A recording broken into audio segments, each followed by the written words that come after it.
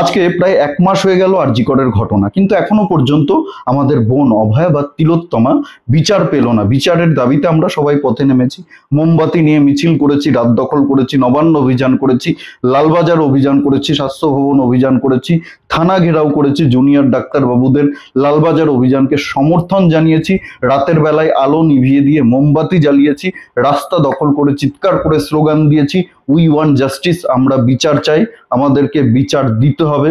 গান গেয়েছি, ছবি এঁকেছি, নাটক করেছি, নাচ করেছি, ভেঙে ফেল লৌহ কপাট, কিন্তু বিচার আমরা আনতে পারিনি। আসলে শুরু থেকেই এই লড়াইটা আমরা সবাই নিজেদের মতো করে লড়ছি, আমরা একজোট হতে পারিনি। ছাত্ররা যখন নবান্ন অভিযানের ডাক দিল, দাবি 1 দফা 1 মমতার পদত্যাগ, তখন আমরাই বললাম, সাধারণ মানুষ বললাম, ওদের পেছনে অমুক রাজনৈতিক দলের মদত রয়েছে, এরা মমতাকে গদি থেকে সরাতে চায়, এদেরকে সমর্থন করা যাবে না, এদের নবান্ন অভিযানে যাওয়া যাবে না। যখন জুনিয়র ডাক্তার বাবুরা লালবাজার অভিযান করলেন, বিনীত গোয়েলের পদত্যাগ চাই, তখন বিচারপতি অভিজিৎ গঙ্গোপাধ্যায়, প্রাক্তন বিচারপতি, তিনি একজন সাধারণ নাগরিক হিসাবে, কোনো রাজনৈতিক দলের প্রতিনিধি হিসাবে নয়, একজন সাধারণ নাগরিক হিসাবে তাদেরকে সমর্থন করতে গেলেন। কিন্তু ডাক্তারবাবুরা গো ব্যাক স্লোগান দিলেন যে অভিজিৎ গঙ্গোপাধ্যায় গো ব্যাক। অভিজিৎ গঙ্গোপাধ্যায় কিন্তু রাগ করেননি, মোটেও রাগ করেননি। তিনি খুব শান্তভাবে বললেন যে ডাক্তারবাবুরা হয়তো আমাকে ভুল বুঝছে, আমি নৈতিকভাবে তাদেরকে সমর্থন জানাতে এসেছি, একজন সাধারণ নাগরিক হিসাবে, কোনো রাজনৈতিক দলের প্রতিনিধি হিসাবে নয়। তারপরেও যদি ওনারা আমাকে ভুল বুঝে থাকে, আমি কিন্তু ওনাদেরকে ভুল বুঝি না, আমি ওনাদের এই আন্দোলনকে সমর্থন জানাচ্ছি। তারা আন্দোলন করলেন, তারা রাস্তা আটকে বসে থাকলেন, তারা একটা স্মারকলিপি দিয়ে আসলেন কলকাতা পুলিশের কমিশনার বিনীত গোয়েলের হাতে, কিন্তু যে দাবি নিয়ে লালবাজার অভিযান করলো জুনিয়র ডাক্তারবাবুরা, সেই দাবি কি পূরণ হয়েছে? আপনারা বুকে হাত দিয়ে বলুন তো, বিনীত গোয়েলকে কি চেয়ার থেকে সরাতে পেরেছে জুনিয়র ডাক্তাররা? পারেনি। শুরুতে কিন্তু মমতা বন্দ্যোপাধ্যায় প্রচন্ড ভয় পেয়েছিলেন, খুব ভয় পেয়েছিলেন, ভীষণ ভয় পেয়েছিলেন। এরকম ভয় এর আগে কখনোই তিনি পাননি। এই প্রথমবার মমতা বন্দ্যোপাধ্যায় এই আর জি কর ইস্যুতে এতটা ভয় পেয়েছিলেন যে মানুষ যেভাবে জেগে উঠেছে, এবার বুঝি আমাকে গদি ছেড়ে পালাতে হবে। কিন্তু তিনি এখন আর ভয় পাচ্ছেন না। তিনি খুব ভালো করে বুঝে গেছেন যে মানুষ নিজেদের মধ্যে বিভক্ত হয়ে রয়েছে। এখন এই পুরো আন্দোলনটাই বামপন্থীরা হাইজ্যাক করে নিয়েছে, মমতা বন্দ্যোপাধ্যায়কে ক্ষমতায় বসিয়ে রাখার জন্য একটা ভয়ঙ্কর পরিকল্পনা করেছে। আর আপনারা অনেকেই নিজেদের অজান্তেই তাদের পাতা ফাঁদে পা দিয়ে দিয়েছেন। মনে করে দেখুন, শুরুতে যে দাবি উঠেছিল, দাবি 1 দফা 1 মমতার পদত্যাগ, মানুষ কিন্তু তৃণমূলের উপরে অত্যন্ত ক্ষেপে গেছিল, কিন্তু সেখান থেকে নজর ঘুরিয়েছে মানুষের এই বামপন্থীরা। এখন স্লোগান দিচ্ছে আজাদি স্লোগান, এখন বিজেপির পতাকা মিছিলে পোড়ানো হচ্ছে। চিন্তা করে দেখুন এদের উদ্দেশ্য কি? বিষয়টা খুব অদ্ভুত নয় কি?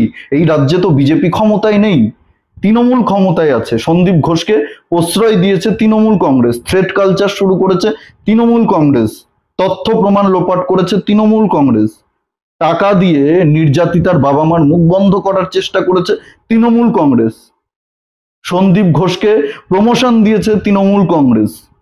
তাহলে বিজেপির পতাকা কেন পোড়ানো হচ্ছে? এদের উদ্দেশ্য কি? এরা কেন তৃণমূলের পতাকা পোড়ায়নি?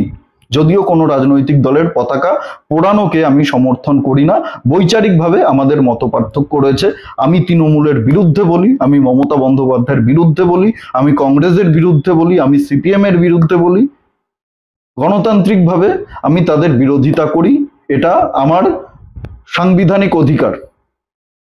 আমি সমালোচনা করব, 100 বার করব, কিন্তু কোনো রাজনৈতিক দলের পতাকা পোড়াইনি আজ পর্যন্ত এবং পোড়ানোকে সমর্থন করি না। আজ পর্যন্ত কেউ বলতে পারবে না আমি তৃণমূলের পতাকা পুড়িয়েছি বা কাউকে পোড়াতে বলেছি, আমি সিপিএম এর পতাকা পুড়িয়েছি বা কাউকে পোড়াতে বলেছি, কংগ্রেসের পতাকা পুড়িয়েছি বা কাউকে পোড়াতে বলেছি।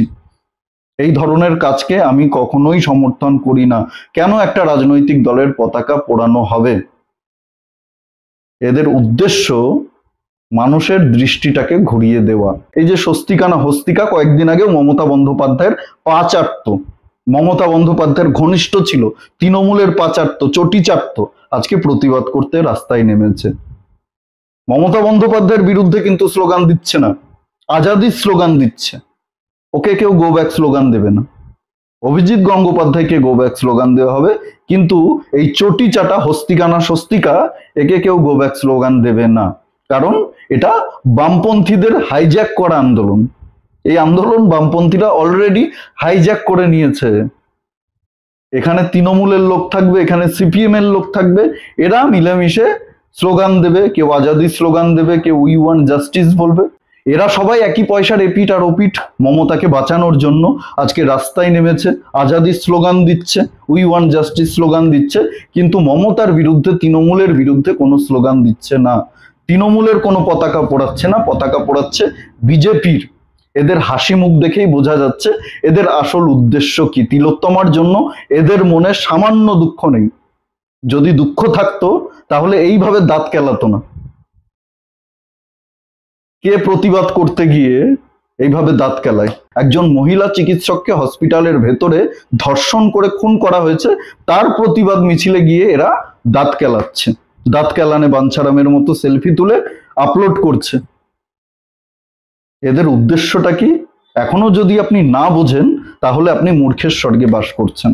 আর কি বলবো। ভিডিওটি ভালো লাগলে প্রচুর পরিমাণে শেয়ার করুন, লাইক করুন, কমেন্ট করে অবশ্যই আপনাদের মূল্যবান মতামত জানাতে ভুলবেন না। আর জাগরণ বাংলা ইউটিউব চ্যানেলে নতুন হলে আমাদের চ্যানেলটি সাবস্ক্রাইব করে পাশে থাকুন, পাশের বেল আইকনটি প্রেস করে দিন।